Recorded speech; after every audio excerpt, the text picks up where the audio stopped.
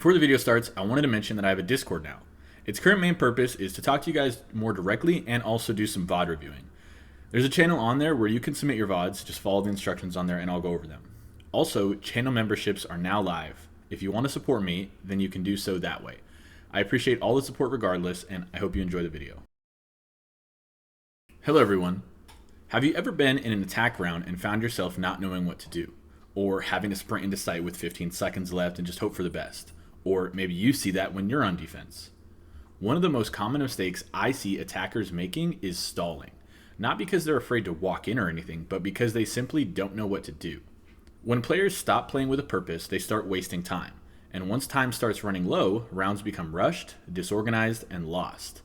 So, in this video, I want to talk about what it means to attack with a purpose, why we stall, and how to make better decisions throughout the round. Attacking with a purpose means exactly what it sounds like. When you do something, you need to have a reason for doing it and a desired outcome from doing it. So when you don't attack with a purpose, you're stalling, plain and simple. An important distinction to note though, stalling is not necessarily moving slow, rather just not advancing the round. Now that you know what stalling is, why does it happen? Stalling happens in one of two situations. One, you literally don't know what you should be doing, or two, you know what you should be doing, but you don't know how to do that. The first problem is relatively easy to solve.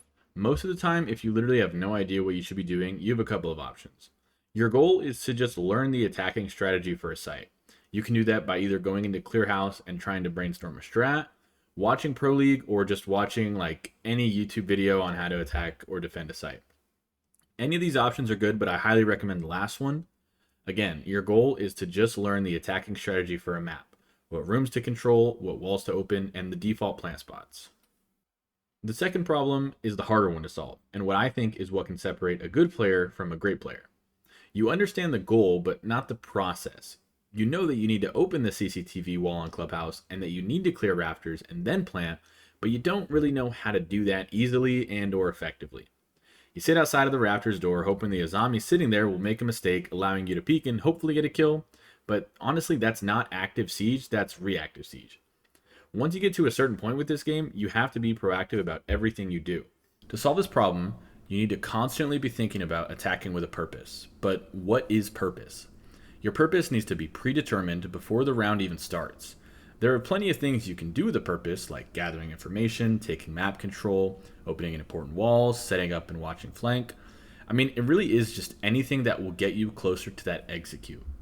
You should be asking yourself, what does my team need right now? Do we need info or map control or pressure somewhere else? Some of these things are pretty easy to answer, but as the round progresses, they become less and less clear. Mid-round decision making is always hard since there's so many variables that could have occurred by this point and so many variables left to occur. So talking about variables and how to minimize them for yourself, obviously you can only control your own game, so you should be focusing on just what you are doing. And first is pre-round planning. A general idea that I've talked about before is just knowing how to attack and defend a site.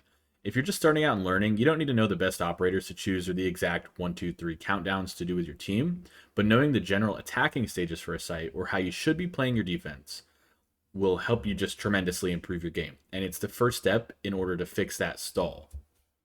Once you learn what you need to do, the next is how you do it. This is where roles come into play like entry, support, and flex, and they all play a key part in getting the round going. Your operator selection contributes to the main goal of the round. I know that's kind of like a duh thing, but sometimes it's not always so obvious. Sometimes you do need a hard breach to open a wall like a thermite, but other times you probably do need an ash to help with the soft destruction. Again, this is stuff that should be pre-planned out before the round even starts. The next topic I want to cover is what I call a wrench moment. A wrench moment is something that happens in a round that you have not planned for. Kind of like someone throwing a wrench in the gears.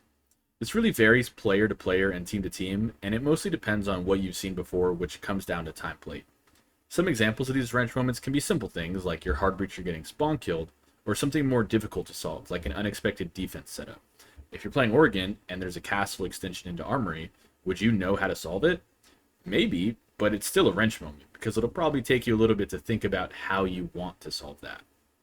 These wrench moments are intended to make you stall, and of course that's what we're trying to avoid. You don't want to wait or hope the defense makes a mistake that will turn the round in your favor. You need to be asking yourself, what is the easiest way to win the round now? If your hard breach got killed early, you need to attack in a way that might not require a hard breach.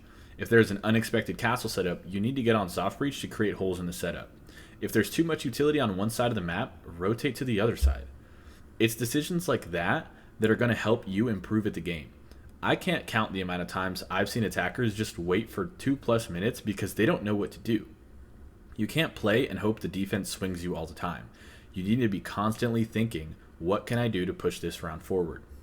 I know this video seemed fairly simple, and a lot of the things you probably already know, but I wanted to make it in preparation for VOD reviews and coaching, so I have something to reference.